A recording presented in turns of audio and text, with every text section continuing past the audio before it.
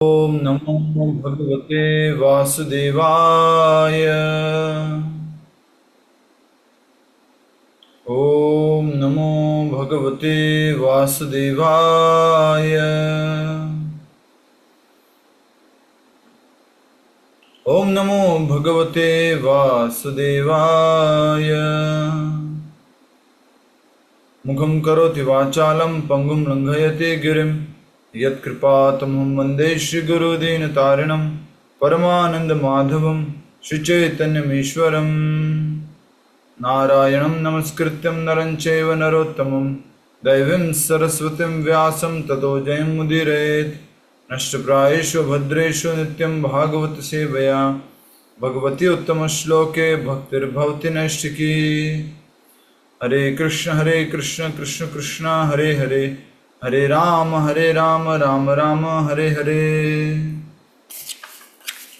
सभी भक्तों का पुनः स्वागत। आज के श्रीमद् भागवत कथा रूप कार्यक्रम में हम अवधूत ब्राह्मण श्री दत्तात्रेय जी से 24 गुरुओं के बारे में समझ रहे हैं और ये कथा भगवान श्री कृष्ण उद्धव जी को बता रहे हैं। अब हम इसमें 18वें नंबर के गुरु कुरूर पक्षी के बारे में समझने जा रहे हैं। कुरूर पक्षी। एक समय कुरूर बाज पक्षियों के दल को बहुत समय तक कोई शिकार नहीं मिला। तभी उनकी दृष्टि एक दुर्लभ कुरूर पक्षी पर गई जिसकी चोंच में मांस का एक टुकड़ा था। वे सब उस पर टूट पड़े। अपने ऊपर आई इस विपदा को देखकर उस दुर्बल कुरूर पक्षी ने उस टुकड़े को छोड़ दिया और पूरी तरह अपनी पीड़ा एवं संकट से मुक्त हो गया। इसे उदाहरण से समझते हुए हमें भी अपनी धन संपत्ति आदि से आसक्ति त्याग देनी चाहिए, क्योंकि अंततः यह हमें दुखों की ओर ले जाती है। अंडरलाइन कर लीजिए इसी उदाहरण यहाँ से, इसी उदाहरण को समझते हुए हमें भी यहाँ से अंडरलाइन कर लीजिए।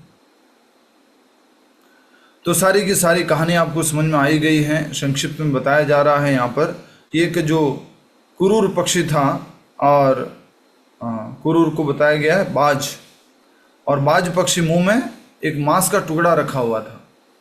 तो इधर से उधर अपना एक जगह से लेकर के दूसरी जगह जा रहा था।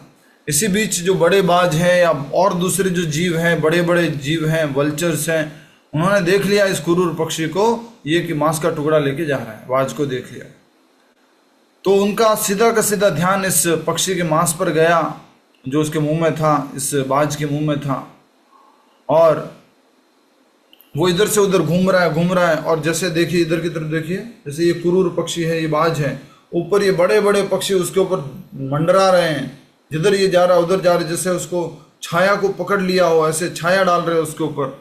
और इसको कहीं पर भी सुख नहीं मिला, कहीं पर भी छुपने का स्थान नहीं मिला। तो ये कुरूर पक्षी ऐसे बताया जाता है एक और कहानी के माध्यम से, इसी तरह की कहानी के माध्यम से। अंत में वो फिर एक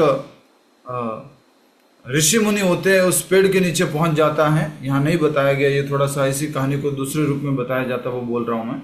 तो ऋषि मुनि से पूछता है, ऋषि मुनि देखिए मैं बहुत परेशान हूँ और बड़े बड़े पक्षी मेरे को मारने के लिए उतारू हैं, मेरा पीछा कर रहे हैं, कृपया करके मुझे बचाइए इस दुविधा से।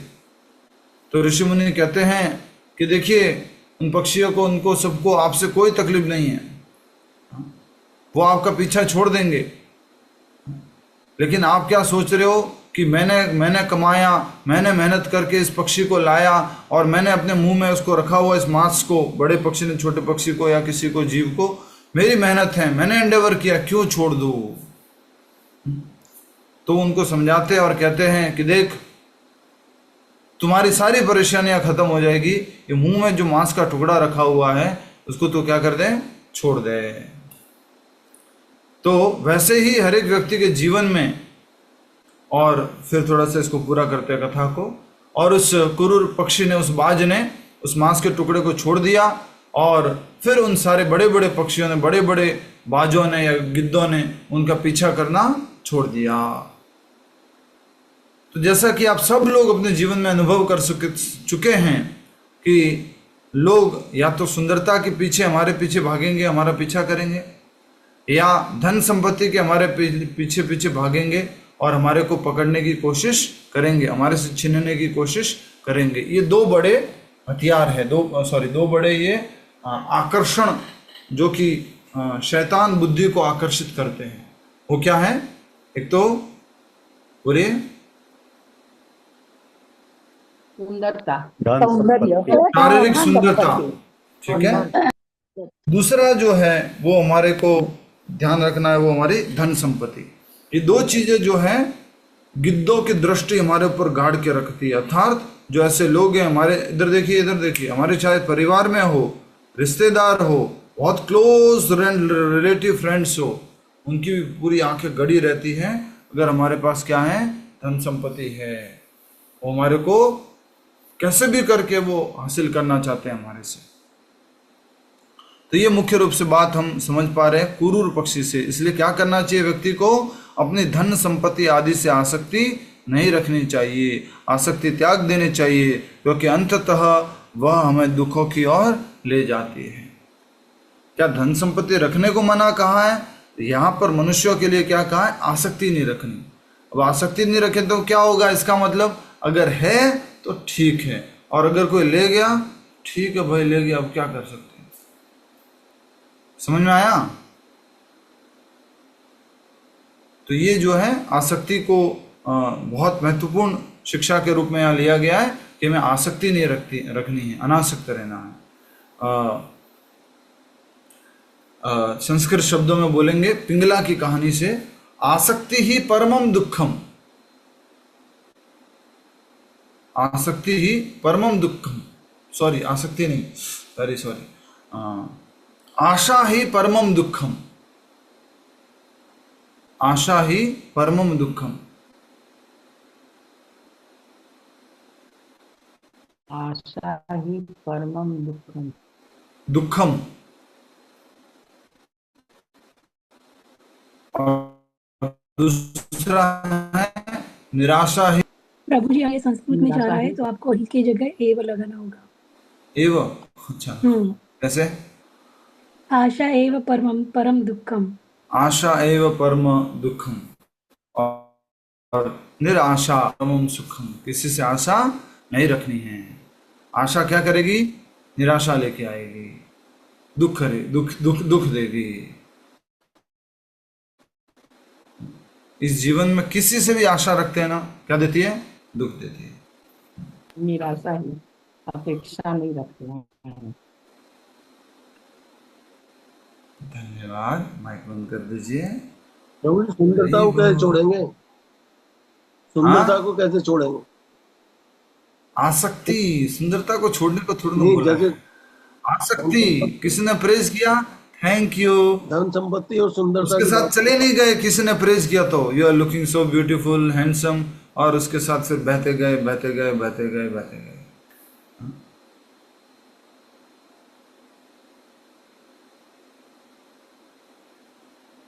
आशा एवं दुखस्य कारण, बहुत बढ़िया। और आसक्ति नहीं रखनी है। ये शरीर में भी सुंदरता जो कुछ भी है वो भी सब भी टेम्परेरी है, परमानेंट है क्या? जैसे हमारे बाल पहले हुआ करते थे और हम उसमें ऐसे स्टाइल करते थे। सुशील जी, पीके गुप्ता जी, आप सब लोग भी ध्यान से सुनिएगा। फिर ऐसे करते थे हम।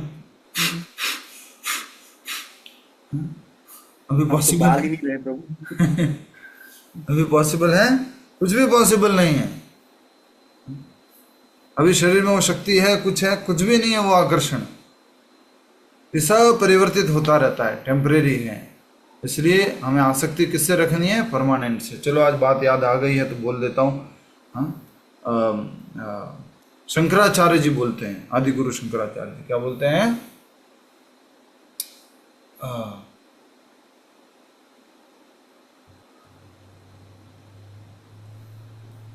Everything is temporary. वो क्या श्लोक है? रिमेंबर, स्मर नित्य अनित्यताम, नित्य अनित्यताम। Always remember that everything is temporary. स्मर नित्य, हमेशा याद रखो। क्या याद रखो? अनित्यताम। और आप भी याद रखो, माइक बंद रखो। यस, स्मरण नित्य अत्यताम, ऑलवेज रिमेंबर कि यहाँ सब कुछ टेम्पररी। सुख आया तो वो भी क्या है? टेम्पररी है। दुख आया तो वो भी क्या है? टेम्पररी है। कोई रिश्ते बने हैं पति पत्नी के, भाई बहन के, माता पिता के, वो भी क्या है? टेम्पररी है।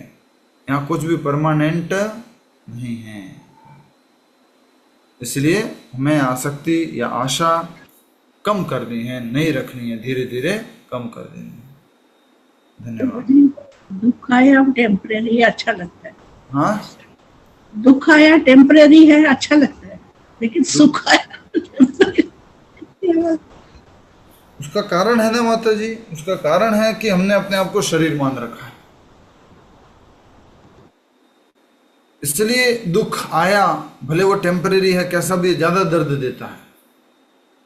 सुख आया थोड़ा अच्छा लगता है, क्यों? क्योंकि अपने को शरीर मान रखा है। वो किसका सुख है? आत्मा का सुख है क्या? बोलिए, शरीर का सुख है, आत्मा का सुख नहीं है।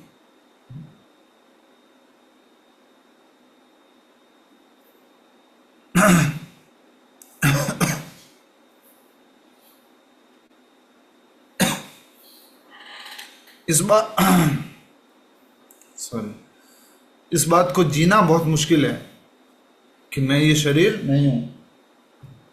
इसको जीना बहुत मुश्किल है।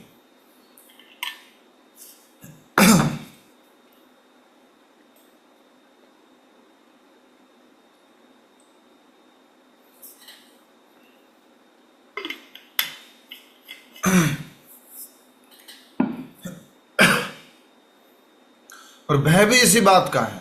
किस बात का भय है? इस शरीर को अपना मान लिया, इस शरीर से संबंधित जो लोग हैं उनको अपना मान लिया, इस शरीर से संबंधित जो वस्तु है उनको अपना मान लिया। अब उनका कुछ खोने का, कुछ इसका या समाचार मिलता है, कुछ दूर होने का समाचार मिलता है, तो हम क्या हो जाते हैं? भयभीत हो जाते हैं, दुखी हो जाते हैं। तो भय भी इसी से उत्पन्न होता है। और मूलभूत जो बात है, आप सभी लोग उत्तर दे सकते हैं, एक साथ उत्तर देना, आप सबको मालूम होगा। हर एक जीव जो इस जगत में कष्ट पा रहा है, उस कष्ट पाने का एकमात्र कारण है। क्या कारण है? अज्ञान, को अपना मानना, भगवान अज्ञानता, भगवान से अलग होकर जीव को हमारे कर्म, जीव को अपने आप को कृष्ण से करता अपना नहीं। संबंध देहात्म बुद्धि आई एम बॉडी, हमारे आश्रित अज्ञानता। ये सुशील जी ने सही उत्तर दिया, बोलिए। हमारे कर्म प्रभु जी। सुशील जी उत्तर दीजिए, सही आपने दिया।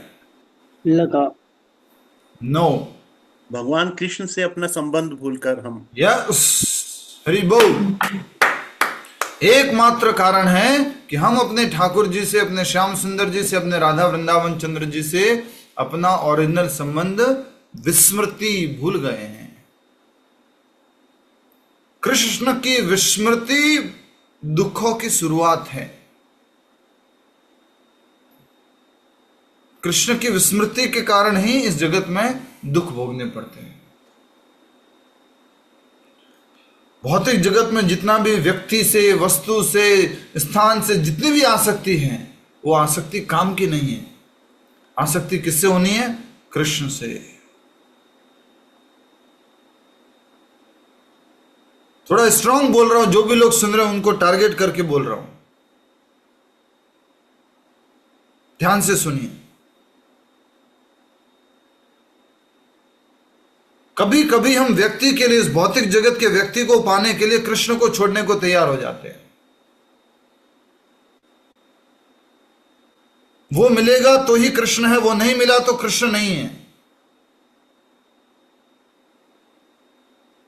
वो नहीं मिला तो मैं जाप नहीं करूंगा, वो नहीं मिला तो कृष्ण सेवा नहीं करूंगा, वो नहीं मिला तो मैं कृष्ण की भक्ति नहीं करूंगा।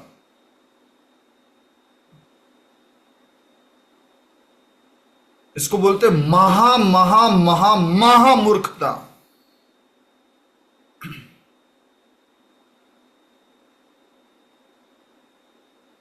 होना क्या चाहिए कि कृष्ण कहीं अगर हमारे से छूट जाए, कृष्ण नाम, कृष्ण सेवा, कृष्ण भक्ति, कृष्ण संकीर्तन, कृष्ण भक्तों की संगति, कृष्ण दर्शन, कृष्ण धाम, कृष्ण यात्रा,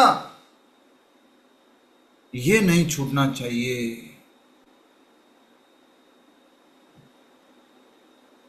जस्ट अपोजिट होता है हमारे केस में, जस्ट जिससे लगा होता है बस वो चाहिए, बाकी कोई भी नहीं चाहिए।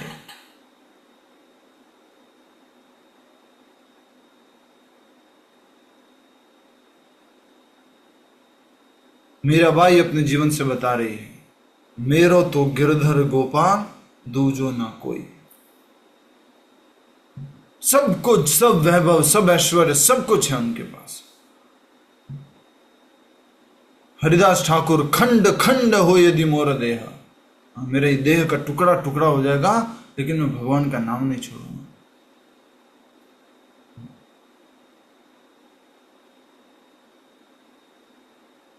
थोड़ा हंसी मजाक में मान लो या सीरियसली मान लो, जब वहां पूछा गया था ना, समझ जाना आप कि पढ़ के बता, और पढ़ लिया तो बच जाएगा, नहीं पढ़ा और कुछ याद नहीं होगा तो चला जाएगा, मार दिए जाओगे। भारत के जितने भी हिंदू सनातनी लोग हैं, मालूम नहीं, मुझे लगता है 60% लोगों को अगर पूछते ना, वहीं पर भगवत गीता का एक श्लोक बोल दो तो छोड़ दिए जाओगे। हाँ, भगवत गीता का श्लोक, यदा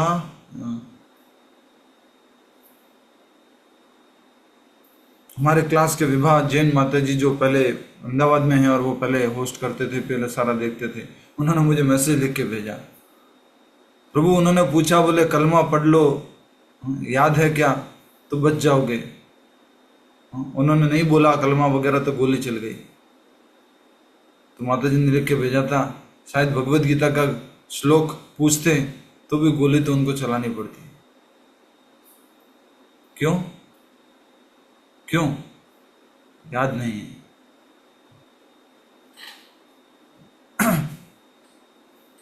आज के युवाओं को भी समझाना है हमें, ये लोग तो बदलेंगे नहीं, और हम तो पागलों के जैसे अंधाधुन उस संस्कृति की तरफ, आंगल संस्कृति की तरफ बढ़ रहे हैं।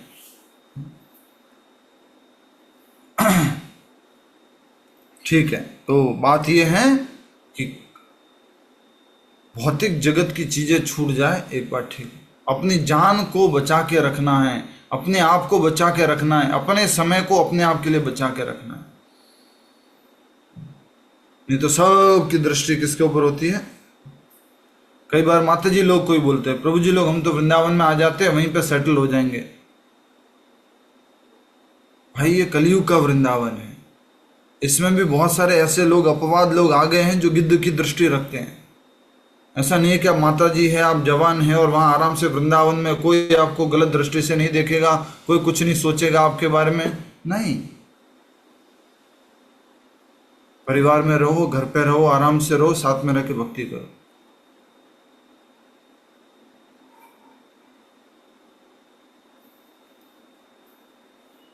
तो अब हम सब लोगों को ये जो आसक्ति की, सारे के सारे आसक्ति के जो विषय हैं उसके प्रति अनासक्त होते जाना है, और विषय को जो हमारे आसक्ति का केंद्र है उसको ही कहां दे देना है? बोलो, उसको कहां दे देना है? भगवान के चरण, कृष्ण सेवा में दे देना। इसलिए मैंने भी उसमें लाइन में लिखा हुआ स्क्वायर फीट वाले में, जहां रहेगा धन वहां रहेगा मन। जिससे आसक्ति है उसको ही कहां अर्पण कर दो? भगवान की सेवा में अर्पण कर दो। ठीक है, नेक्स्ट 19वां शिशु। मैं पुनः आप सभी भक्तों को करबद्ध निवेदन करता हूं, आज लास्ट फाइनली पूछूंगा, मैं ग्रुप में भी ये पूछूंगा, आप सब लोग सुन ही रहे हैं कि प्रतिदिन कितने लोग क्लास ज्वाइन करेंगे। एवरीडे अगर आप लोग आएंगे तो, अब मैं, क्योंकि आज भी कुछ लोग ज्वाइन नहीं कर पा रहे हैं, मैं क्लास में उस ग्रुप में सबसे पूछूंगा, व्हाट्सएप ग्रुप में, कि प्रतिदिन कितने लोग आप लोग क्लास ज्वाइन करोगे टाइम पे। तो अगर 100 लोग हैं और उससे ऊपर कुछ लोग हैं तो हम उसको रिचार्ज कराएंगे, और उसका मतलब है, नहीं तो आप जानते ही हैं 5200 रुपये या जो भी 5400 रुपये का एवरी मंथ खर्चा होगा। इसलिए आप 1-2 लोग भी ज़्यादा हैं तो प्रतिदिन आना है, आपको आना है। आइए, हमें इसमें कोई परेशानी नहीं है कि क्यों आ रहे हैं, हम तो चाहते हैं आप आए, लाइव क्लास अटेंड करें। प्रतिदिन आए, बस ये इच्छा है हमारी। ठीक है। 19वां, शिशु। छोटे बच्चों की ख्याति, परिवार जैसी कोई चिंता नहीं होती। इसी प्रकार भगवान की भक्ति में संलग्न साधुजन भी कोई भी भौतिक कार्यों अथवा उपलब्धियों में कोई रुचि नहीं रखते। तो बच्चे से शिक्षा लेनी है। बच्चा टेंशन लेता है, बच्चा किसी प्रकार के मान अपमान से विचलित होता है, छोटा बच्चा नहीं प्रभु जी, नहीं होता है। ख्याति लिखा हुआ है, मैं कौन से जाति में जन्म लिया हूँ, मेरे माता पिता कौन हैं, कुछ को डिस्टर्ब करता है किसी भी रूप में। लोग क्या कहेंगे, उसने वॉशरूम कर लिया मान लीजिए जहाँ उसको सुलाया था वहीं उसने वॉशरूम कर लिया, तो उसको टेंशन रहती है, अरे अब लोग क्या कहेंगे। नहीं, उसी प्रकार से यहाँ पर कहा गया है कि भगवान भक्ति में जो संलग्न साधु है, हम सब लोग भक्त लोग भौतिक कार्य अथवा उपलब्धियों में कोई रुचि नहीं रखते। उतार चढ़ाव को अनुभव, इसको अंडरलाइन कर लो। इसी प्रकार भगवान की भक्ति में संलग्न साधु जन भी भौतिक कार्य अथवा उपलब्धियों में कोई रुचि नहीं रखते। उपलब्धि आ गई है तो ठीक जी, नहीं है तो भी ठीक जी।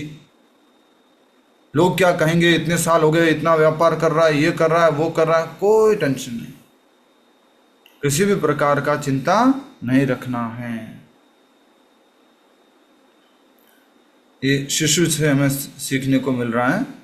और किसी भी प्रकार की भौतिक उपलब्धि और भौतिक कार्य में कोई रुचि नहीं है। क्या कृष्ण प्रचार करने के लिए हम रुचि रख सकते हैं उपलब्धि में? हाँ, रख सकते हैं।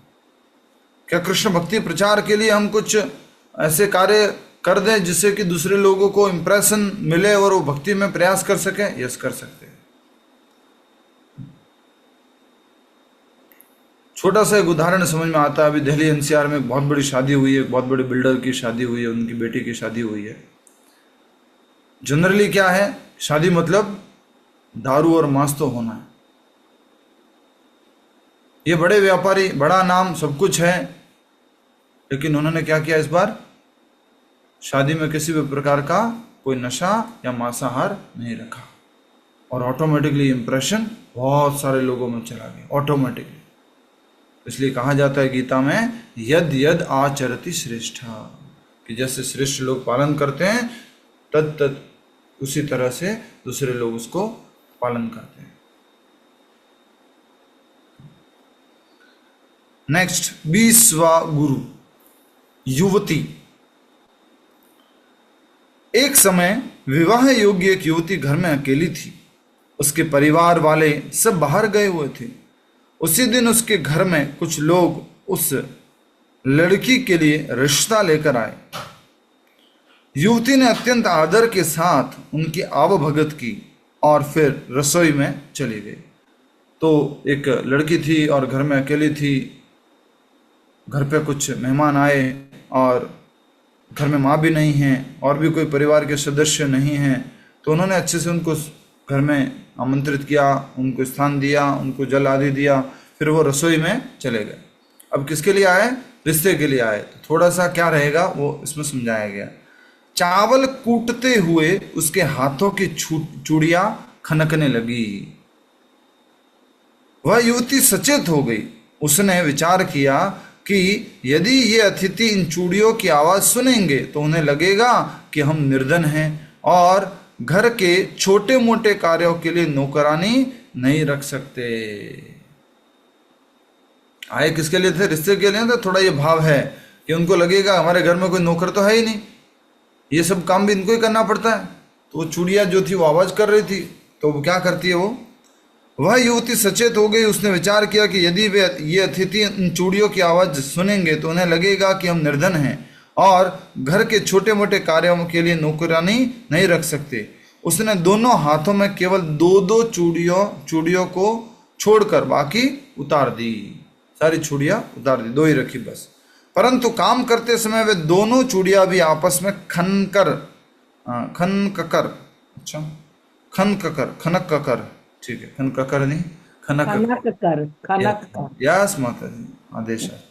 खनक कर ऊंची आवाज पैदा कर रही थी। अंततः उसने दोनों हाथों से एक एक चूड़ी और उतार दी और बिना किसी आवाज के अपना कार्य करने लगी। ब्राह्मण अवधूत ने कहा, हे राजन, यहां से शिक्षा है, ध्यान से सुनिए। हे राजन, मैं जगत के वास्तविक स्वभाव को समझने के लिए निरंतर विचरण करता रहता हूँ और मैंने स्वयं अपनी आंखों से इस युवती द्वारा सिखाई गई शिक्षा को देखा है।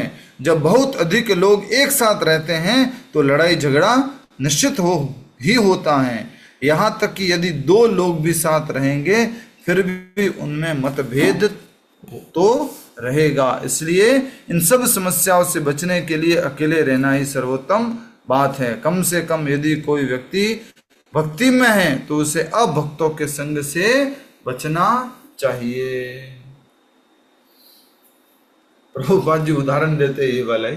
प्रभुपाद जी कहते हैं कि कई बार आश्रम में भक्त लोग जो अलग अलग स्थान से आए हैं, कोई मान लीजिए समझने के लिए बता रहा हूँ, कोई बिहार से, कोई बंगाल से, कोई उड़ीसा से, कोई दिल्ली से, कोई राजस्थान से, कोई हरियाणा से, पंजाब से आए हैं, साथ में रहते हैं।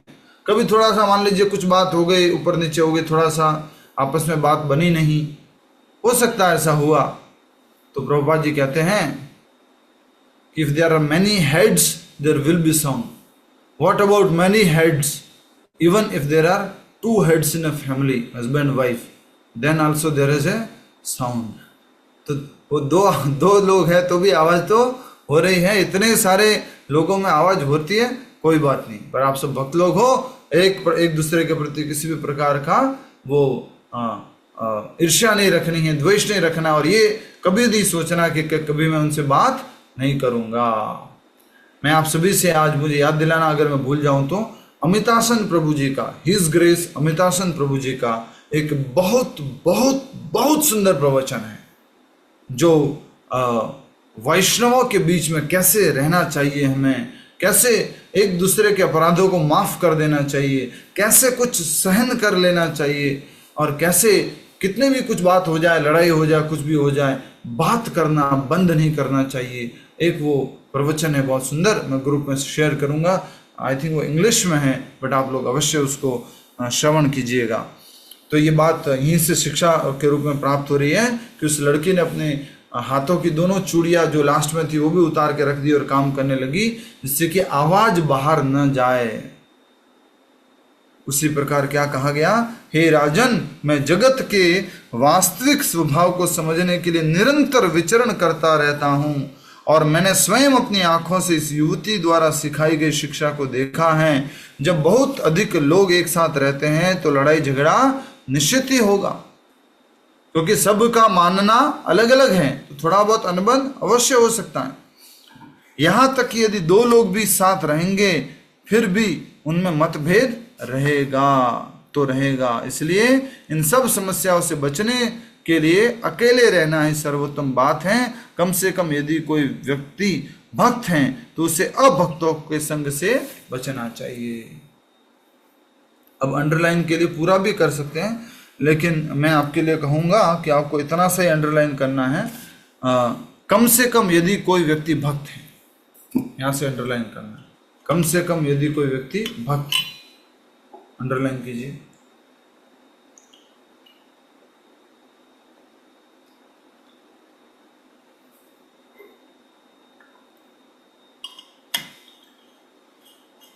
तो भक्त के लिए क्या कहा गया है, अकेले रहने का मतलब अभक्तों से दूर रहना। समझ में आया? भक्त के लिए मौन क्या होता है, कौन बताएगा? भक्त के लिए मौन क्या होता है? सिर्फ कृष्ण की बातें करना। हाँ, मात्र कृष्ण संबंधी बातें करना, ये भक्त का मौन है। उसके अतिरिक्त किसी भी प्रकार का ग्राम्य कथा, परिवार कथा, संसार कथा, ये कथा वो कथा नहीं करना। ओनली कौन सी कथा करना? कृष्ण कथा करना। उसी प्रकार कृष्ण भक्त को अकेले रहने से क्या मतलब है? भक्तों की संगति में रहना, अभक्तों की संगति में नहीं रहना, उनसे बचना।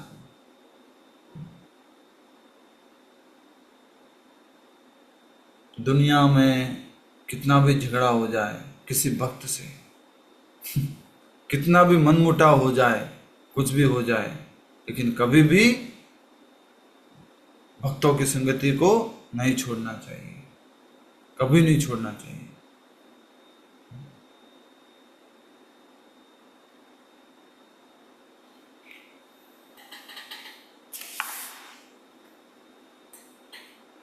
ठीक है, तो हमें अब भक्तों की संगति में नहीं जाना है। नेक्स्ट 21वां नंबर, 21वें गुरु कौन है? बाण बनाने वाला, बाण बनाने वाला। ठीक है, कौन है भाई? तो युवती से क्या सीखा? अकेले रहना है। अकेले रहना मतलब आवाज करने वालों के साथ में नहीं रहना, जो फालतू ठण ठण पड़ंग खड़ंग खड़ंग बड़ा कड़ा आवाज करते हैं। समझ गए? बाण बनाने वाला 21वां गुरु। एक समय एक बाण बनाने वाला कारीगर था। एक दिन सड़क के किनारे वह बाणों को धार लगाने में इतना व्यस्त था कि उसे पता ही नहीं चला कि कब सामने से राजा का जुलूस गुजर गया। जब व्यक्ति अपना मन पूरी तरह भगवान में लगा लेता है तो उसका मन पूरी तरह नियंत्रित तथा भौतिक द्वंद्वों से मुक्त हो जाता है।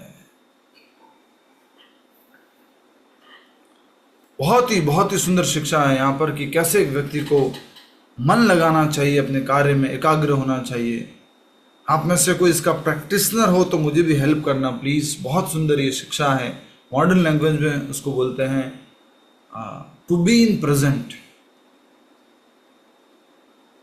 आज भौतिक जगत की भाषा में क्या कहते हैं? वर्तमान में रहना सीखना है। बहुत मुश्किल है, बहुत मुश्किल होता है। मान लीजिए मैं प्रवचन सुन रहा हूं और प्रवचन सुनते सुनते भी कहाँ चला जाता हूँ? भविष्य में चला जाता हूँ कि हाँ अगली बार वो मिलेगा ना तो उसको बताऊंगा ये वाला पॉइंट लिखा हुआ था और ये प्रवचन में आया था और ये वो। कहाँ रहना है? प्रेजेंट में रहना है। बहुत मुश्किल है। जाप भी अच्छा हो जाएगा जब हम किस में रहेंगे? प्रेजेंट में रहेंगे। अरे मैं चैंटिंग कर रहा हूँ, हरे कृष्ण कृष्ण कृष्ण हरे हरे, हरे राम राम राम हरे हरे। अच्छा, अक्षय तृतीया पर वृंदावन चंद्रोदय मंदिर में क्या कार्यक्रम हो रहा है? अच्छा, इस बार सोने का सिक्का देंगे क्या? हरे कृष्ण कृष्ण कृष्ण हरे हरे, हरे राम। प्रेजेंट में रहना है। नहीं, मैसेज आया था महालक्ष्मी का पूजन होगा, उसमें सोने का सिक्का देंगे। कितनी सेवा थी। हरे कृष्ण कृष्ण कृष्ण हरे।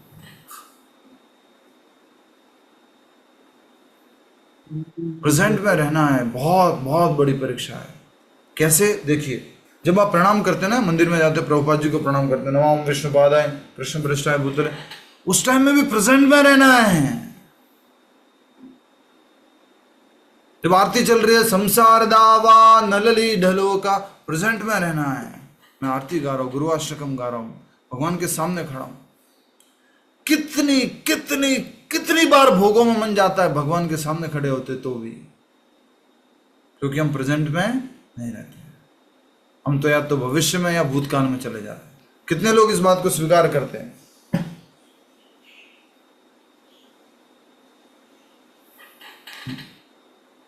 कुछ लोग हैं जो हमेशा वर्तमान में ही रहते हैं। वाह, क्या बात।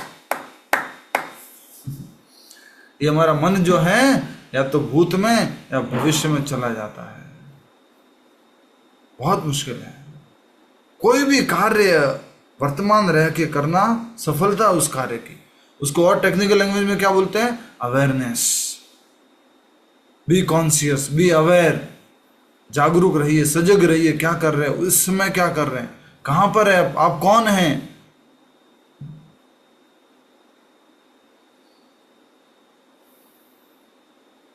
तो इसलिए यहां पर ये बहुत ही सुंदर उदाहरण से समझाया गया है कि एक बाण बनाने वाला व्यक्ति था और पूरा एकदम मन लगा करके पूरा व्यस्त था एक बाण की धार को बनाने में, और उसी समय राजा का जुलूस निकल गया।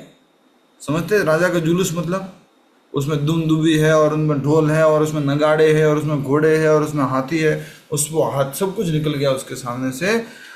जब व्यक्ति अपना मन पूरी तरह, अर्थात उसको फिर बाद में कुछ भी नहीं मालूम पड़ा, तो हमें भी क्या करना है? जब व्यक्ति अपना मन पूरी तरह भगवान में लगा लेता है तो उसका मन पूरी तरह नियंत्रित तथा भौतिक इंद्रियों से मुक्त हो जाता है। और हमारी स्थिति क्या है?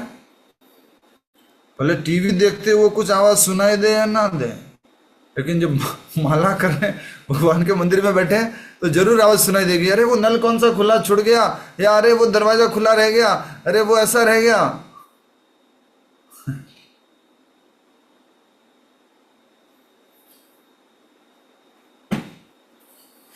एकाग्रचित रहना है अपने कार्य को करते समय। और सबसे बड़ा एकाग्र कहाँ पर चाहिए हमें? नाम जप करते समय। प्रभु जी जैसी बातें बोल रहे हैं, बोल दो आगे, नहीं बोलते रहने दीजिए। बोल दीजिए माता जी, क्या कह रहे हैं आप? लगता है आपको बुढ़ापा अभी आ गया। जो बुढ़ापा आ गया? हाँ प्रभु जी, आप जैसे बोल रहे हो, ये बूढ़े लोग ज्यादा बोलते हैं।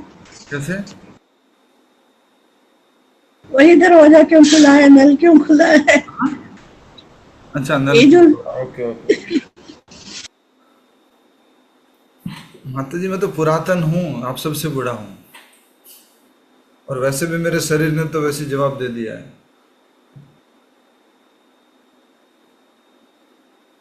प्रभु जी क्यों जवाब बूढ़े ही है हम सब लोग, और मैं तो ज्यादा बूढ़ा हूँ आप सबसे। बस सब बड़े बड़े लोगों को क्लास दे रहा हूँ, इसका मतलब मैं सबसे बूढ़ा हूँ। ठीक है। अभ्यास ही इसका एक तरीका प्रभु जी। हाँ इसका तरीका तो अभ्यास ही है, प्रेजेंट में रहने का, कंसंट्रेशन रखना। हाँ, प्रेजेंट में रहना। मैं कई बार करता हूँ, फिर भूल जाता हूँ, फिर भूल जाता हूँ, बहुत मुश्किल है। तो मेरे साथ तो हमेशा ही है, बहुत बड़ी समस्या मेरे। कुछ ऐसे लोग हैं जो सेपरेटली इसको प्रैक्टिस करते हैं, भक्ति के अलावा भी इसको प्रैक्टिस करते हैं कुछ लोग। वो अगर एक्सपर्ट हो गए उनको, तो उनसे हम कुछ सीख सकते हैं इस तरह से, टू बी इन प्रेजेंट। कुछ लोग ऐसे होते हैं। प्रभु जी, एक म्यूजिशियन जब रियाज कर रहा होता है तो वो अपने को ऐसे साथ लेते हैं। क्या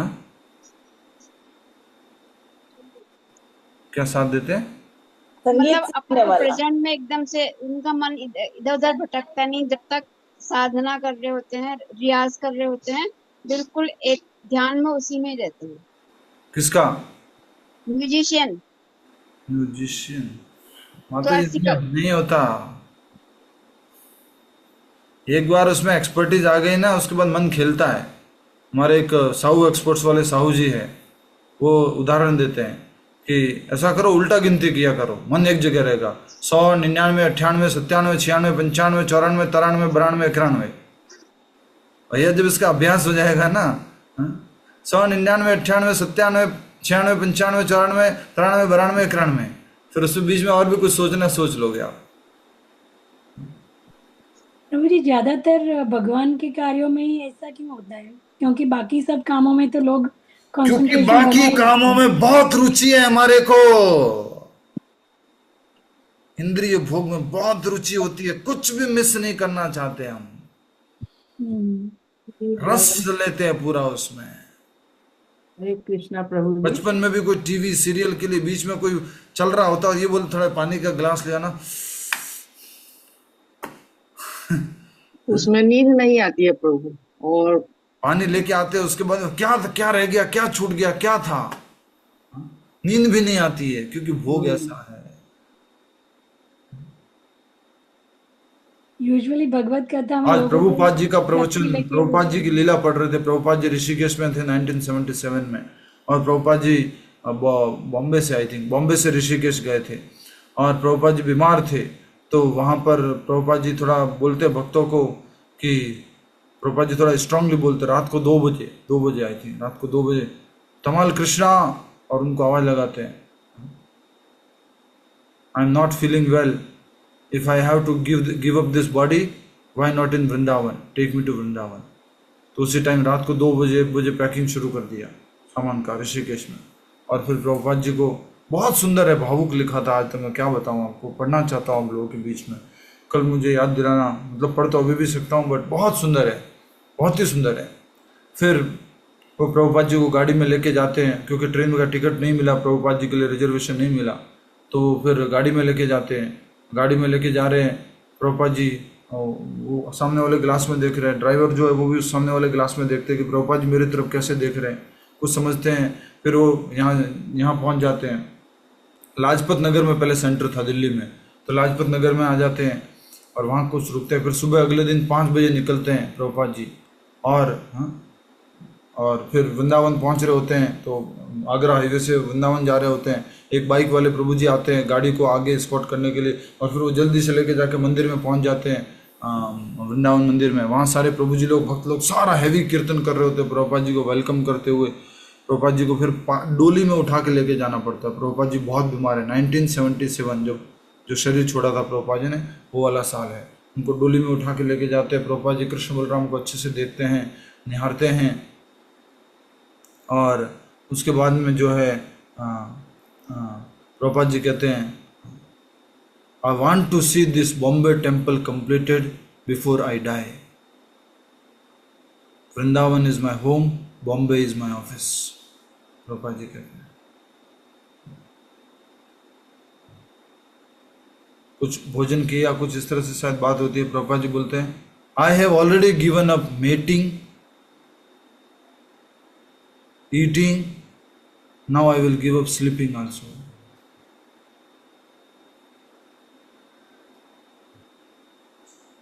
If somebody has to give up the body, he should give up in Vrindavan.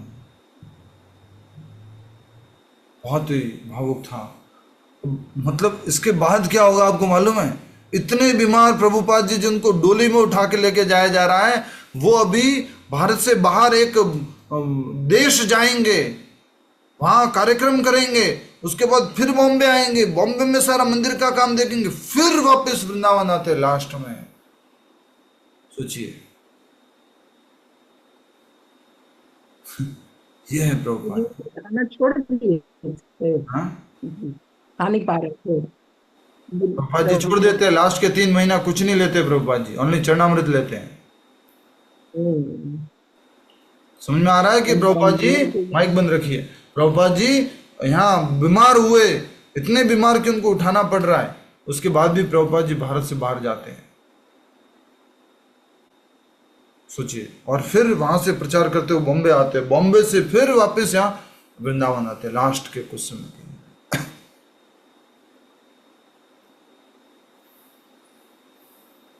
Prabhupada ji बोलते हैं, please let me focus on Krishna, take all my management things with GBC लोग, सब लोग आप मेरा मैनेजमेंट का चीज आप संभालो, गवर्निंग बॉडी काउंसिल।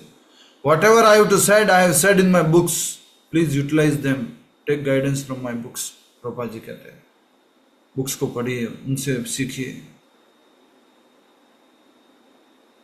बहुत सुंदर है प्रभुपाद जी की लीलामृता। आप सबसे निवेदन करता हूँ कि प्रभुपाद जी की लीलामृता अवश्य पढ़ें, अपने वैष्णव संप्रदाय के बारे में अपने बारे पूरा समझें। बड़ी जो किताब है वैष्णव अपने प्रभुपाद जी की लीलामृत, वो अवश्य पढ़ें। 7 वॉल्यूम्स कुछ इस तरह से है, आदि लीला, मध्य लीला, अंत्य लीला, इस तरह से शायद उसमें भी है। ठीक है, तो हम बात कर रहे थे कि हमें फोकस्ड होकर के भक्ति का अभ्यास करना है, पूरी तरह मन को भगवान में लगाना है और इस भौतिक द्वंद्वों से मुक्त हो जाना है। मन को पूरी तरह नियंत्रित करके भगवान में लगा लेता है तो उसका मन पूरी तरह नियंत्रित और भौतिक द्वंद्वों से मुक्त हो जाता है। भौतिक द्वंद्व क्या है? ये अच्छा है, ये बुरा है, ये मान है, ये अपमान है, ये जय है, ये पराजय है, ये सत्य है, ये असत्य है, ये भौतिक द्वंद्व है। जब हमारा मन पूरी तरह से भगवान में लग जाएगा तब कुछ अच्छा बुरा लाभ हानि ये सब हमें प्रभावित नहीं करेगा। ठीक है, नेक्स्ट गुरु आ गए हैं सर्प, सांप। सांप कभी अपना घर नहीं बना था, अपितु वह अन्य प्राणियों द्वारा कठोर परिश्रम करके बनाए हुए घरों में रहता है। इसी प्रकार साधु जनों को निजी भौतिक सुख भोग के लिए अधिक प्रयास नहीं करना चाहिए और साथ ही साथ उन्हें उन वस्तुओं का त्याग भी नहीं करना चाहिए जिन्हें भौतिकवादी लोगों ने अत्यंत कठिनाई से अर्जित किया है। अपितु भक्तों को चाहिए कि वे भौतिकवादी लोगों की अद्भुत उपलब्धियों का उपयोग भगवान की और अच्छी सेवा करने में करें। तो इसको कौन सी वृत्ति बोलते हैं? कौन सी वृत्ति बोलते हैं? बोलिए प्रभु जी। कौन सी वृत्ति बोलते हैं?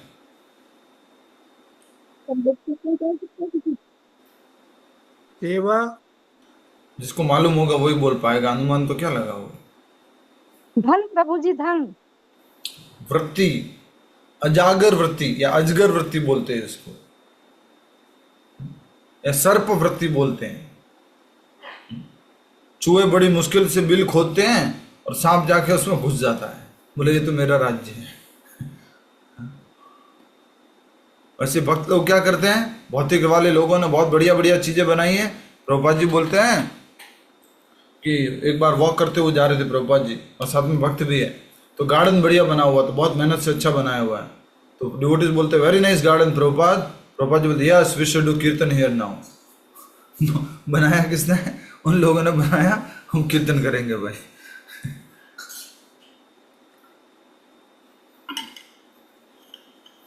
अच्छा, एक और बात बोली थी प्रभुपाद जी ने, बताना चाहूंगा। मैं भी सोच रहा हूँ डेली वो सुबह सुबह जो प्रभु जी पढ़ते हैं उनकी जगह मैं पढ़ लिया करूँ। प्रभुपाद जी बोलते हैं रियल आलसी कौन होता है, तो प्रभुपाद जी बोलते हैं बंगाली में, बोले एक कहावत है, इसकी स्टोरी है। बोले कैसे, बोले एक रियल आलसी कौन होता है, ठीक है समझिएगा।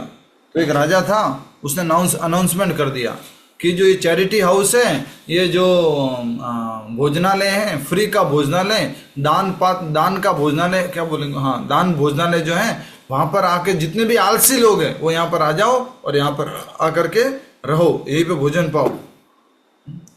तो बहुत सारे लोग वहां पर आ गए, हम भी आलसी है, हम भी आलसी, हम भी आलसी, हम भी आलसी, पूरा भर गया। बहुत सारे आलसी अपने आप को बोलते हुए लोग आ गए। फिर प्रभुपाद जी बता रहे हैं कि राजा मिनिस्टर को आदेश देता, मिनिस्टर इस चैरिटी हाउस में आग लगा लो। तो आग लगा लेते हैं, सारे लोग भाग जाते हैं, 2 लोग बच जाते हैं। 2 में से एक व्यक्ति बोलता है दूसरे व्यक्ति को, अरे यार पीठ में पीछे बहुत जलन हो रही है। दूसरा व्यक्ति बोलता है अब ऐसा करना, तू मुड़ करके बैठ जा। एक तरफ हो गई जलन हो गई, अब दूसरी तरफ मुड़ करके बैठ जा। तो राजा बोलता है कि ये दोनों पक्के नंबर 1 आलसी है।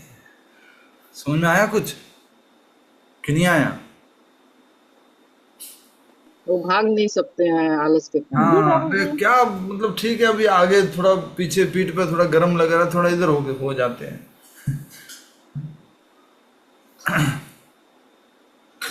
ठीक है, तो अजागर वृत्ति या सर्प वृत्ति, जो भौतिकवादी लोगों ने क्या क्या बनाए, लैपटॉप बनाए, मोबाइल बनाया, इंटरनेट बनाया, ये बनाया, वो बनाया, गाड़ियां बनाई। भक्त लोग क्या बोलते हैं, लाओ लाओ लाओ हम कृष्ण सेवा में यूज करेंगे लैपटॉप। अच्छा, जूम किसके लिए यूज करना है, भागवत कथा होगी इसके ऊपर, भगवत गीता कथा होगी, इसके ऊपर लाइव दर्शन होंगे, यूट्यूब पर लाइव दर्शन आएंगे। यूट्यूब बनाने वाले में जिंदगी में नहीं सोचा होगा कभी कि हमारे यूट्यूब पर कथाएं होगी, हमारे यूट्यूब पर प्रवचन होंगे, हमारे यूट्यूब पर कुछ इस तरह से होगा। तो इसको बोलते हैं अजागर वृत्ति। दोनों बातें, इसको अंडरलाइन करो यहां पर, जो हमारे को अंडरलाइन करना है इसमें।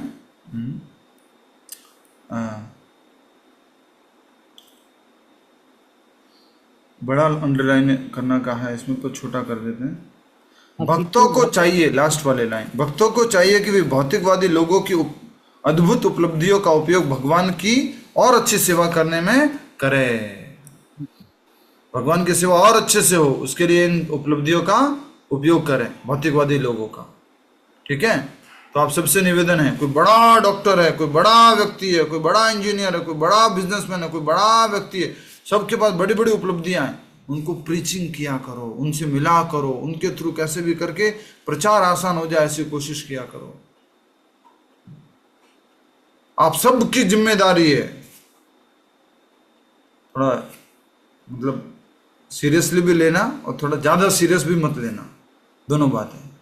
आपके जीवन में आपको जाते जाते जगत से चेहरे पे स्माइल हो कि भगवान की कृपा से मैंने 10 लोगों को, 20 लोगों को, 30 लोगों को प्रचार किया था, आज वो डेली माला करते हैं। कुछ समझ में आया क्या बोला मैंने 10-20 लोगों से मैं मिला था, शरीर छोड़ रहा हूं मैं आज, और मुझे खुशी है कि आज 10 लोग जप करते हैं डेली। मैंने जिन से बात किया, समझाया उनको, वो लोग माला करते हैं। इसका मतलब क्या है, आपको 100 लोगों को मिलना होगा, 200 लोगों को मिलना होगा, धीरे धीरे 1-1, 2-2, 2-2, 1-1, 2-2, 1-1, 2-2 करते हुए, तब जाके वो क्या करेंगे, 1-2 लोग नाम जप करेंगे।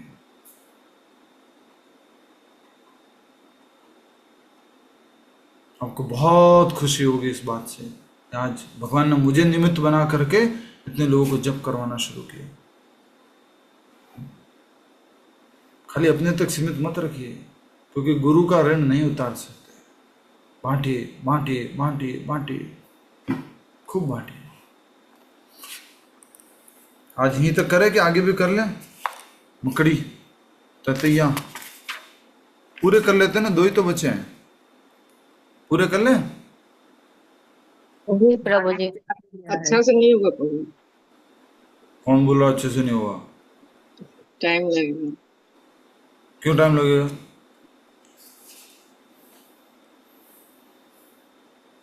लास्ट वाला बहुत बड़ा है। ततैया बड़ा थोड़ा ना है, खत्म हो जाएगा ततैया तो, वो तो आगे दूसरी कथा शुरू होती है।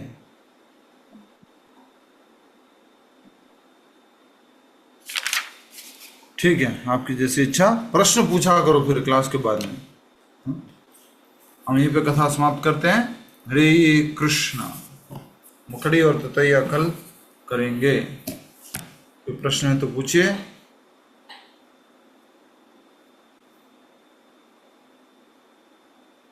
किस किस को इच्छा है कि आप लोग ये शरीर छोड़े उससे पहले 10, 20, 50 लोग नाम जप करें हमारे माध्यम से? 100, 200, 500 लोगों तक हमारे माध्यम से गीता पहुंच गई हो।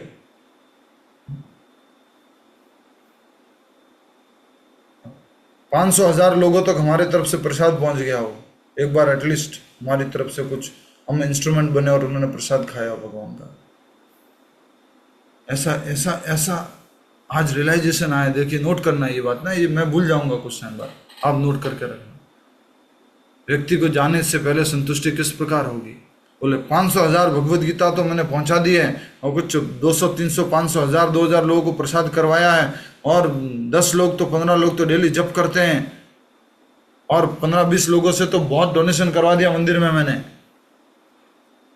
अब जा सकता हूं, कुछ तो सेवा कर दिया मैंने।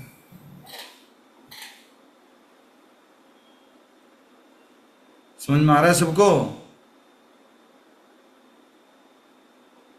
ये आज का प्रकट हुआ है तो क्योंकि नोट करना भाई, मैं भूल जाऊंगा, नहीं तो मुझे भी नोट करना चाहिए। तो ये इंपॉर्टेंट चीज है एक।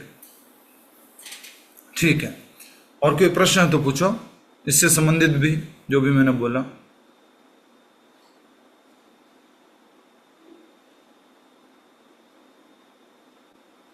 प्रभु जी, जो बाज वाला आपने एग्जाम्पल दिया, जो शिक्षा थी बाज वाली, वो अगर किसी के परिश्रम का कोई छीनना चाह रहा है, तो वो परिश्रम किया हुआ वो छोड़ दे, वो सही होता है, या फाइट बैक करे वो सही होता है? यहाँ पर शिक्षा ये है कि हम हमारे जीवन में चिंताओं को, परेशानियों को, एंजाइटी को, डिप्रेशन को दूर करें। कैसे दूर करें? उसको पकड़ के बैठेंगे, लेके बैठेंगे, परेशानी है, माला ढंग से नहीं हो रही है, उसके बिना अपना जीवन चल जाएगा। एक माता जी थे, वो कह रहे थे प्रभु जी हमारा कैसे चल रहा है, उसमें कोई 20 लाख रुपए वापिस आना है, मैं इतने साल से फाइट कर रही हूँ, 10 लाख या 20 लाख आना है, प्रभु जी क्या करूँ, फाइट करूँ नहीं करूँ? मैंने क्या, फाइट करोगे तो आप डिस्टर्ब रहोगे कि शांत रहोगे? इतने टाइम से आप फाइट कर रहे हो, कुछ मिला अभी तक? बोला नहीं, मिलने की आशा है, मिल जाएगा, मिल सकता है, नहीं मिलेगा मालूम नहीं क्या है। अब आप डिसाइड कर लेना। प्रिंसिपल ये है कि अगर आप डिस्टर्ब होते हो तो उसको छोड़ देना, और आसानी से अगर थोड़ा मेहनत करने के बाद, थोड़ा एफर्ट करने के बाद, थोड़ा समय देने के बाद अगर मिल जाता है तो मेहनत कर लो, एफर्ट कर लो। मेरा क्वेश्चन इसलिए था प्रभु जी कि जो अगला छीनना चाह रहा है उससे वो गलत संदेश जाएगा ना, कि ऐसे तो सभी का ले सकते हैं हम छीन कर। यहाँ भक्त की बात हो रही है, जैसे अर्जुन और पांडवों की भी बात करें तो भगवान ने तो ये नहीं बोला कि अर्जुन छोड़ दो। भगवान ने क्या बोला है? फाइट बैक, लड़ाई करो। करेक्ट।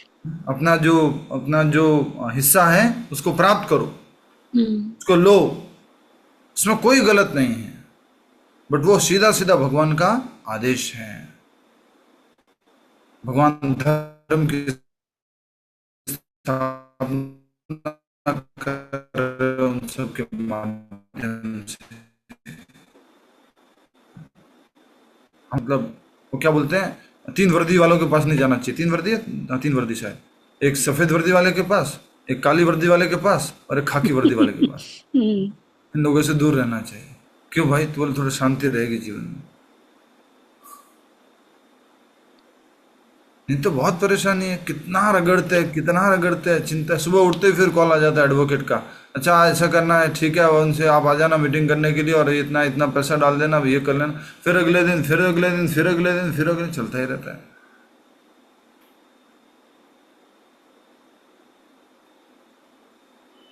हमें एक इंटेलिजेंट डिसीजन लेना होगा कि छोटी छोटी बातें बताता हूँ आपको। मान लीजिए कोई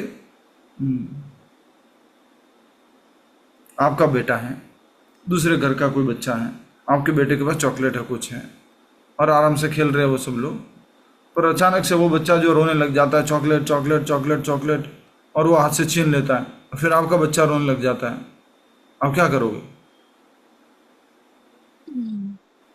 क्या करोगे?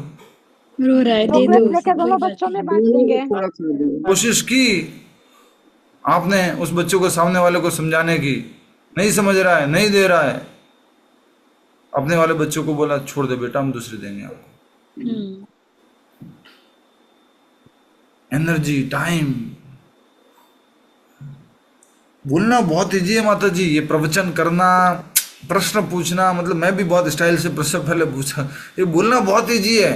ये दुनिया की सबसे बड़ी कीमती वस्तु है टाइम। मेंटल स्ट्रेस भी होगा। हिंदू सिनेमा तो जब माइक बंद रखा कीजिए ना, जब पूछो तो उत्तर देना है, तब खोलना है। चाय बना दो भैया इनके। तो टाइम जो है हम बहुत वेस्ट करते हैं। हम मतलब आप सब लोगों में मैं भी आ गया। अव्यर्थ कालत्वम, ये काल बहुत महत्वपूर्ण है, एक क्षण भी व्यर्थ नहीं जाना चाहिए। लेकिन ऐसे जाता है, ठक ठक ठक ठक ठक ठक ठक ठक ठक ठक, खत्म, चला जाता है। सबसे बड़ा धन है ना, ये हमारा समय धन है। उस समय धन को हमें भगवान की सेवा में लगाना है।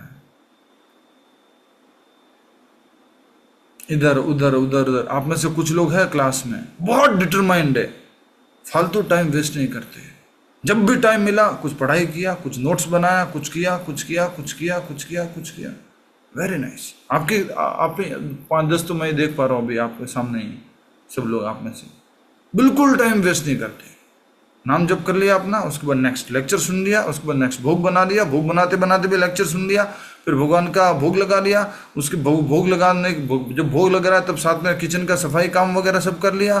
फिर वापस आ गए, सब लोग बैठ के बढ़िया प्रसाद पा लिया। प्रसाद पाते पाते, सुनो, प्रसाद पाते पाते कीर्तन लेक्चर सुन लिया, प्रसाद पाते पाते फिर थोड़ा बाद में बुक रीडिंग कर लिया, फिर थोड़ा घर का काम कर लिया, फिर घर के बड़े बुजुर्गों का कुछ ध्यान रखना था वो रख लिया। सब पूरा एकदम कोई टाइम वेस्ट नहीं। क्योंकि इंद्रियों को नियंत्रण करने का एक तरीका, इंद्रियों को भगवान के सेवा में लगाना। मन को नियंत्रित करने का तरीका महामंत्र का जप करना, और बुद्धि को नियंत्रित करने का तरीका शास्त्र अध्ययन करना।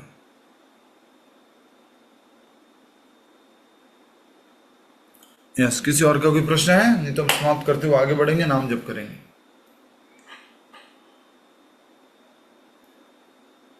ओके, थैंक यू, हरि बोल।